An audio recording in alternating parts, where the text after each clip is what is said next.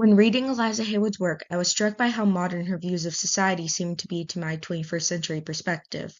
Despite the old-fashioned writing, she has some very interesting concepts in her short stories Fantomina and The Sea Jilt that very few people have replicated successfully.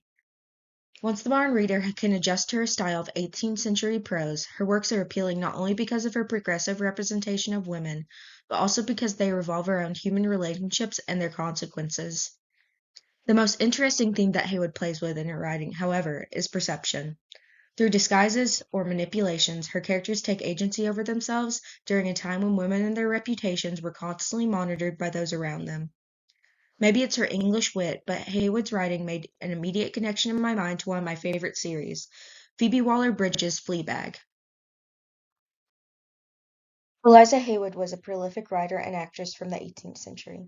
She published over 70 works in her lifetime. Her short stories are amazingly astute at both criticizing the society she lived in and breaking social boundaries. I, for one, was extremely surprised when I first read Fantomina and the City Jilt. Not only does she tackle social issues like sexism in a way that feels very modern, she's also very funny. Her works contain a large dose of satire and irony, which is part of the reasons I immediately compared Fantomina to Fleabag. She was considered one of the three writers that consisted of the fair triumvirate of wit, marking her as one of the most prominent writers of amatory fiction in the 18th century. She accomplished creating the first periodical written by a woman, The Female Spectator. She was also faced with much criticism, even from well-known writers such as Alexander Pope and Jonathan Swift.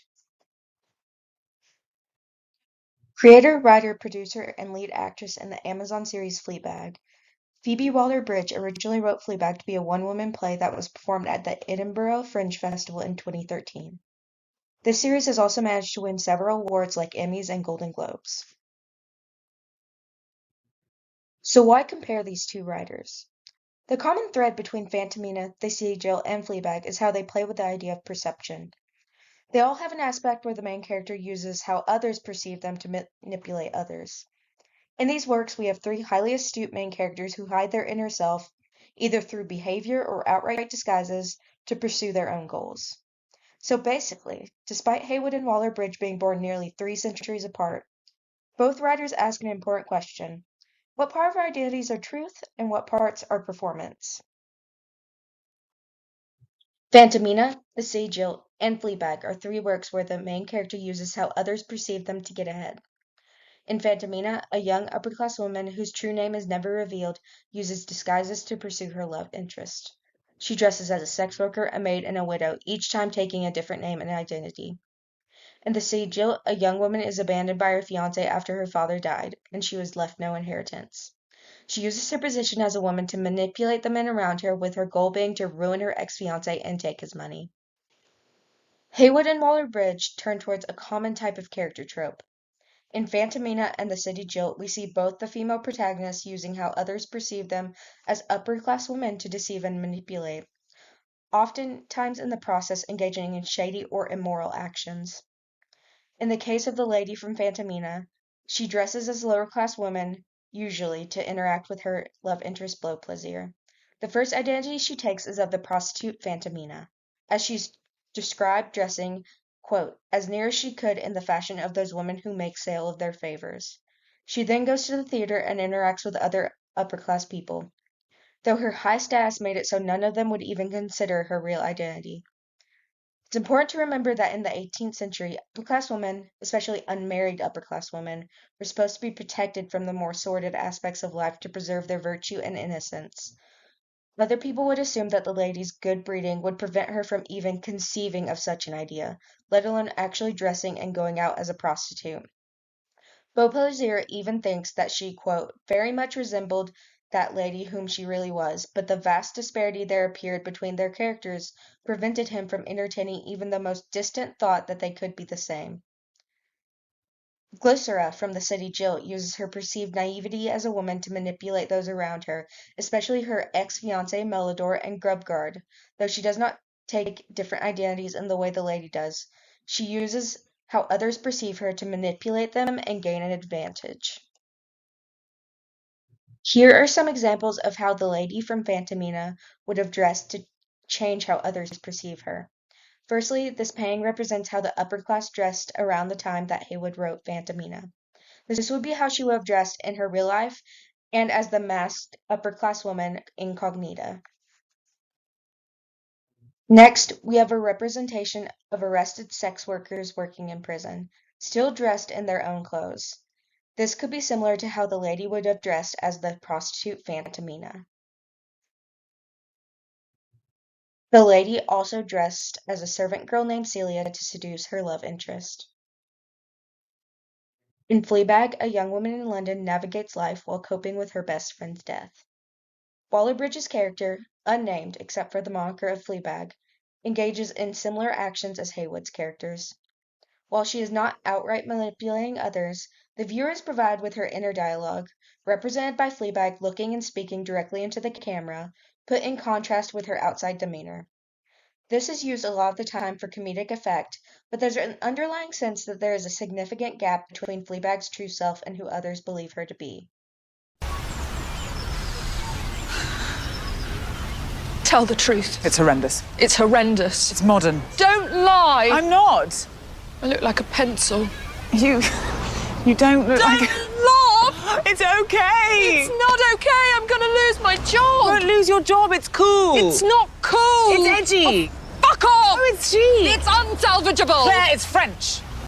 From the first episode of the series, Fleabag represents herself to others as a selfish jerk, projecting an all-around apathy.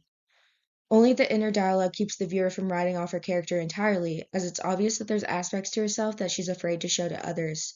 It's revealed throughout the show that she's been deeply affected by her mother's death and the suicide of her best friend Boo, with the big reveal of season 1 being that she slept with Boo's boyfriend before the suicide. In the same way that the lady and Glycera use other people's perceptions of them to overcome the restrictions placed on women in their era, Fleabag uses perception to shield herself from the emotional consequences of these deaths.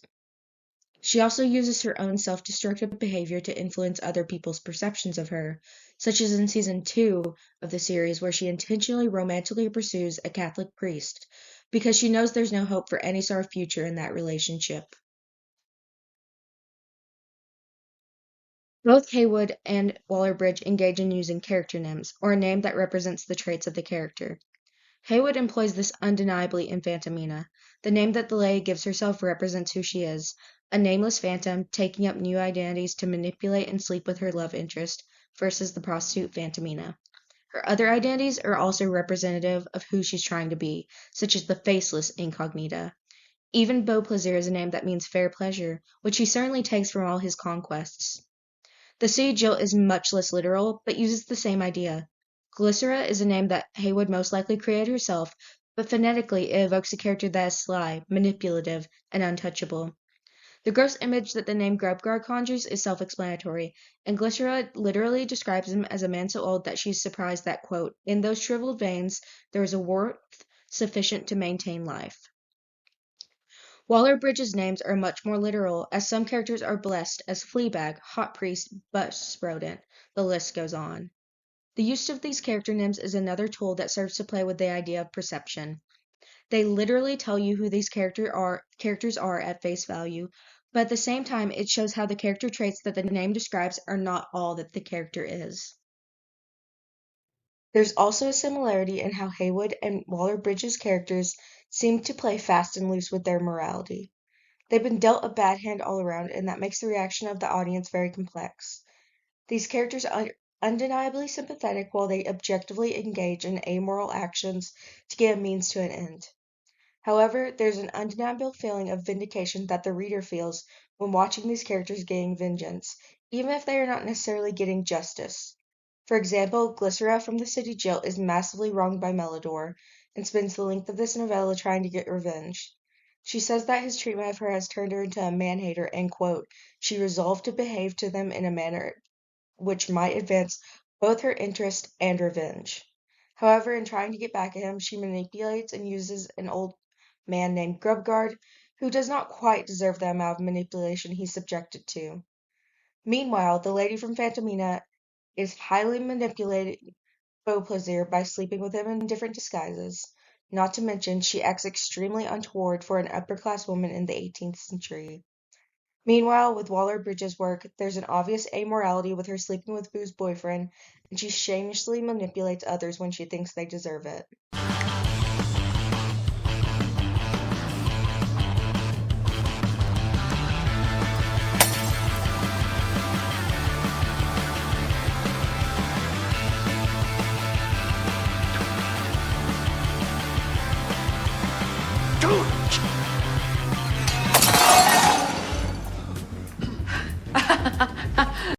In The City Jilt, Glycera does end up achieving her goal and stealing her ex-fiance's money. Meanwhile, in Fantomina and Fleabag, the endings are much more complicated. In Fantomina, the story ends with the lady being sent to a nunnery in France. It seems that for all intents and purposes, the lady has been completely stripped of her freedom. Although there is an argument that at a nunnery surrounded by women, she would have a different kind of freedom than before. The freedom from the expectation of marriage, and the freedom from having to protect herself from the upper class men she would have to associate with. Similarly, Fleabag ends on a very bittersweet note. She's alone on a bench after her relationship with the priest ends, and she gets up and walks away. However, she looks in the camera one last time and shakes her head to keep the audience from following her. While this moment is an emotional revelation for Fleabag, it's an extremely somber moment for the audience. The importance of the comparison between Eliza Haywood and Phoebe Waller-Bridge is how they acknowledge the way that people, especially women, can use perception to gain advantages over others. In Fantomina and the City Jilt, we see the main characters use perception to sidestep the social expectations that are put on them and gain their own freedom in an era where women were essentially the property of their fathers or their husbands. At the same time, we can directly compare how these themes are used in Haywood's work against the much more modern Fleabag. Instead of using perception to gain advantage in the social reality of her society, Waller-Bridge's character uses perception mostly to protect herself from her own emotional reality. Despite these differences, however, all three of these works want to show the gap between perceptions and the reality of the authentic self. Yeah, I just kept dreaming. It wasn't very hard.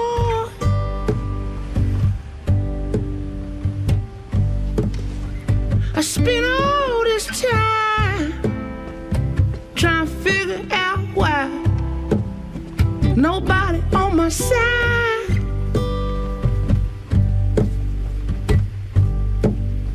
See, I've been having me a real good time, and it feels so